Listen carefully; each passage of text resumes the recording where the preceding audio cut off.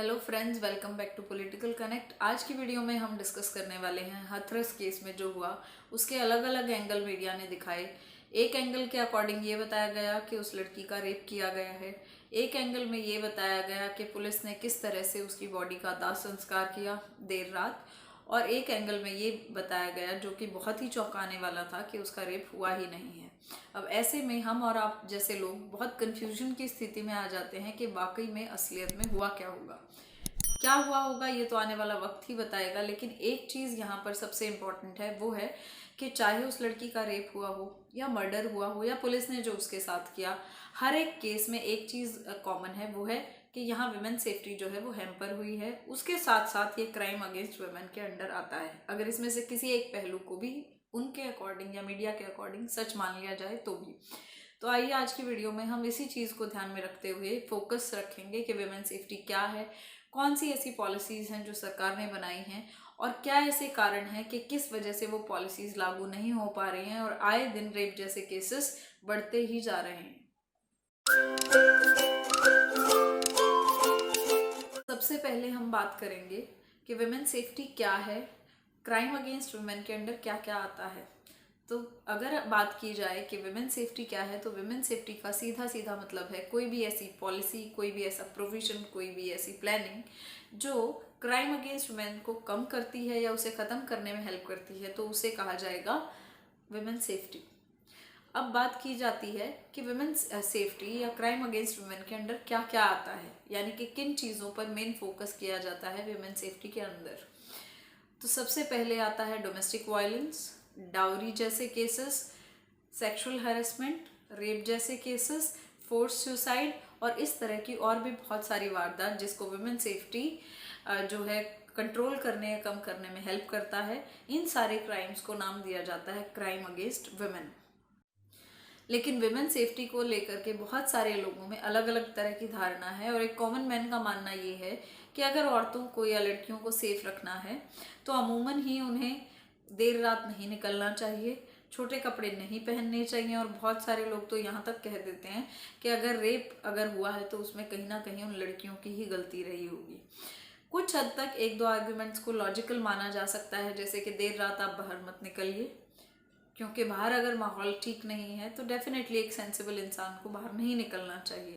अब सबसे बड़ी क्रिटिकल चीज़ यहाँ पर यह आ जाती है कि बाहर अगर माहौल ख़राब है तो क्या हमें उस माहौल को बेटर बनाने के लिए कदम नहीं उठाने चाहिए, ना कि अपनी बेटियों को या लड़कियों को घर पे बिठा के रख लें।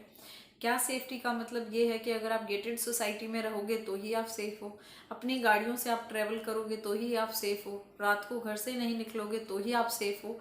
तो ये सारे कहीं ना कहीं जो चीज़ें हैं वो इशारा करती हैं उस मानसिकता की तरफ जो कहीं ना कहीं औरतों की सेफ्टी को लगातार बार बार हैम्पर कर रही है। यहाँ ज़रूरत है हमें अपनी मानसिकता को करेक्ट करने की, क्योंकि इस तरह की सेफ्टी सिर्फ उसी तरह की सेफ्टी होगी अगर आप एक एग्जाम्पल से समझना चाहें कि आपने अपने घर में एक पेट रखा है या आपने एक पंछी खरीदा जिसे पिंजरे में रखा। अब उसके डिसीजन मेकर या मास्टर आप हो, आप डिसाइड करोगे वो कब खाना खाएगा, आप डिसाइड करोगे कि वो कितने दायरे तक उड़ सकता है। तो क्या आप उसे सेफ्टी कहेंगे? कुछ इसी तरह की सेफ्टी का दावा आमतौर पर लोग करते हैं। माना कि अगर बाहर हालात ठीक नहीं है तो बहुत हद तक हमें प्रोटेक्शन लेने की ज़रूरत है, लेकिन फिर भी साथ साथ हमें ये भी नहीं अनदेखा करना चाहिए कि हमें अपने माहौल को बेहतर बनाना है, अपनी सराउंडिंग को बेटर करना है, ताकि हम क्या कोई भी बाहर निकलते हुए ये ना सोचे कि किस टाइम पे मेरे साथ क्या हो सकता है। विमेन सेफ्टी को समझने के बाद अगली इम्पॉर्टेंट चीज़ जो जानने की ज़रूरत है वह है कि विमेन सेफ्टी की ज़रूरत आखिर हमें क्यों है। तो सबसे पहले अगर हम अपनी सराउंडिंग को ही क्वालिफाई करने की कोशिश करें तो हमारे आसपास जो हो रहा है, जो आए दिन रेप केसेस हो रहे हैं, हर 15 मिनट में क्राइम अगेंस्ट वुमेन हो रहा है, जब मैं ये वीडियो बना रही हूँ हो सकता है उस सेम टाइम पे भी कहीं ना कहीं कोई ना कोई किसी ना किसी तरह के क्राइम अगेंस्ट वुमेन का शिकार हो। तो ऐसे में हमारे हालात अपने आप में सबसे बड़ा जवाब है कि हमें विमेन सेफ्टी की ज़रूरत है। दूसरा सबसे बड़ा कारण अगर आप उठा करके देखो तो इंडियन कॉन्स्टिट्यूशन हमें आर्टिकल 21 के अंडर एक प्रोविज़न देता है जिसे कहा जाता है right to life and personal liberty. Personal liberty को अगर यहाँ अलग कर दिया जाए थोड़ी एक मिनट के लिए, तो सबसे ज़्यादा ज़रूरी हर किसी इंसान के लिए है right to life. Right to life यानी कि क्वालिटेटिव लाइफ। सेल्फ डिग्निटी से जीने का पूरा हक।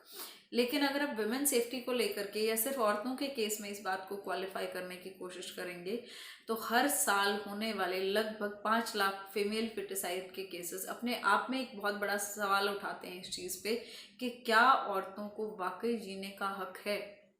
क्वालिटी ऑफ लाइफ और पर्सनल लिबर्टी तो आप छोड़ दीजिए, सिर्फ राइट टू लाइफ की अगर आप बात करें तो वो 5 लाख केसेस इसके लिए बहुत बड़ा जवाब साबित हो सकता है। और ये ज़रूरी है जानना कि इन सारी वजह से ही हमें वुमेन सेफ्टी की ज़रूरत है।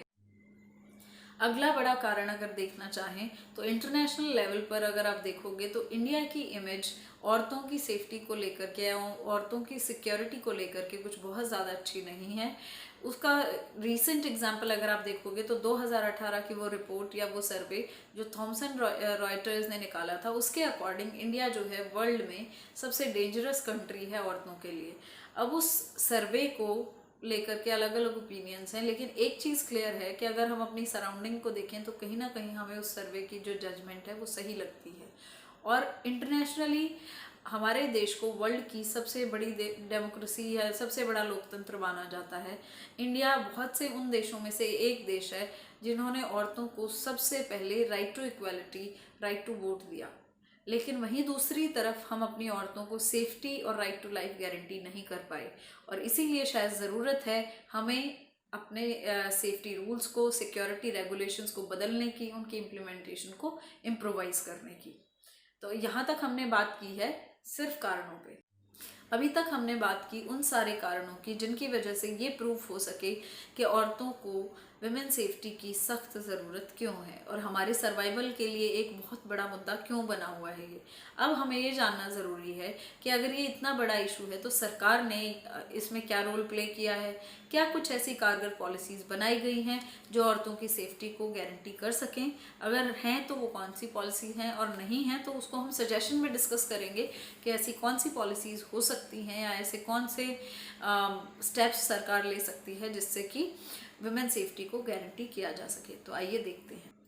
बहुत सारी पॉलिसीज़ हैं जो सरकार ने आज तक बनाई हैं, लेकिन उनमें से कुछ इम्पॉर्टेंट पॉलिसीज़ को हम यहाँ लेकर के चलेंगे, जैसे कि protection of women from domestic violence जो कि 2005 में पास हुआ, डाउरी प्रोहिबिशन एक्ट, प्रिवेंशन और prohibition of women from sexual harassment at work places. इसके बाद अगर हम बात करें प्रोहिबिशन चाइल्ड मैरिज एक्ट जो कि पास हुआ 2006 में। उसके बाद है जुवेनाइल प्रोटेक्शन एक्ट जो 2015 में, यानी कि आप कह सकते हो कि ये रीसेंट पॉलिसी है। क्रिमिनल लॉ में चेंजेस किए गए 2018 में, जिसके अकॉर्डिंग जो पनिशमेंट का टेन्योर है, अगर वो 12 साल से कम के किसी बच्चे का रेप हुआ है तो वो डेथ पेनल्टी भी हो सकती है। और उसके अकॉर्डिंग जिस तरह का क्राइम का नेचर है, रेप केसेस को स्पेशली लेकर के और कड़े कानून बनाए गए हैं। इसके साथ साथ अगर हम बात करें निर्भया रेप केस जो कि 2012 में हुआ, उसके बाद जिस तरह का प्रोटेस्ट हुआ, सरकार ने जो स्टेप्स लिए और जिस तरह से उनको भी रिसेंटली 8 साल बाद सज़ा हुई, उसके साथ साथ सरकार ने निर्भया फंड भी इंट्रोड्यूस किया। ये एक ऐसा फंड है जो औरतों की सेफ्टी और सिक्योरिटी के लिए इस पैसे को यूज़ किया जाता है। लेकिन यहाँ जो हम लूप होल्स में डिस्कस करेंगे कि निर्भया फंड का कितना यूज़ हुआ है वो हम बात करेंगे आगे। इसके बाद अगर हम बात करें तो ministry of women and child development अलग से सिर्फ औरतों और बच्चों के राइट्स के लिए काम करती है। 2018 में मिनिस्ट्री ऑफ होम अफेयर्स के अंडर एक ऐसी डिवीजन बनाई गई जो सिर्फ वुमेन सेफ्टी के लिए काम करेगी। शायद इसका कारण एक ये भी है कि यूएन वुमेन का इंडिया के साथ टाई अप है और जो अपने इंटरनेशनल गोल को लेकर के 2030 तक सेफर सिटीज़ का प्रोजेक्ट लेकर के चल रहे हैं। तो यहाँ तक तो हमने बात की उन इम्पॉर्टेंट पॉलिसीज़ की जो सरकार ने आज तक बनाई हैं, लेकिन इसके बाद सबसे बड़ा क्वेश्चन ये उठता है कि हम में से कितने लोग इन पॉलिसीज़ के बारे में जानते हैं। जब मैं इन पॉलिसीज़ के बारे में रिसर्च कर रही थी, एक अमेजिंग चीज़ मुझे ये लगी, जो ये थी कि जिन जिन चीज़ों को लेकर के लोग डिमांड करते हैं कि हमें ये चाहिए, वो सारी चीज़ें इन पॉलिसीज़ में ऑलरेडी हैं। लेकिन उसके साथ साथ मुझे बहुत दुख भी हुआ इस चीज़ का कि हम में से बहुत सारे लोग, स्पेशली आम आदमी की अगर बात करें तो हम में से बहुत सारे लोग इन पॉलिसीज़ के बारे में जानते ही नहीं हैं। अगर आप डिस्क्रिप्शन बॉक्स में किसी एक पॉलिसी को भी अगर आप खोल के देखोगे तो आप में से हर कोई किसी ना किसी पॉलिसी से ज़रूर कनेक्ट कर पाएगा कि मेरे साथ ऐसा हुआ था और मुझे नहीं पता था कि ये पॉलिसी एग्जिस्ट करती है। ये अपने आप में एक बहुत बड़े फेलियर की तरफ इशारा करता है। तो सबसे बड़ा फेलियर है वो ये है कि पॉलिसीज़ को लेकर के लैक ऑफ अवेयरनेस है। लोगों को ज्ञान ही नहीं है कि ये पॉलिसीज़ एग्जिस्ट करती हैं। For example dowry prohibition act, आज भी सोसाइटी में दहेज इसी प्रेशर में लिया भी जाता है और दिया भी जाता है क्योंकि उनको लगता है ये स्टेटस सिंबल है, जबकि कानून के आधार पर दहेज लेना व देना दोनों ही कानूनन अपराध हैं। इसके बाद अगर हम बात करें और लूप होल्स की, तो अगला सबसे बड़ा लूप होल जो हम उठा सकते हैं यहाँ पर वो है लैक ऑफ एक्सेप्टेंस, यानी कि गलती को ना मानने का या इग्नोरेंस में रहने का सबसे बड़ा कारण है। लोग गलती करते हैं लेकिन मानते नहीं हैं। फॉर एग्जाम्पल, रेप हुआ, रेप होने के बाद टीवी में आप न्यूज़ हेडलाइन सुनो, कितने सालों से सिर्फ एक ही तरह की न्यूज़ चलती है, इस लड़की के साथ ये हो गया, इस लड़की के साथ ये दुष्कर्म हुआ।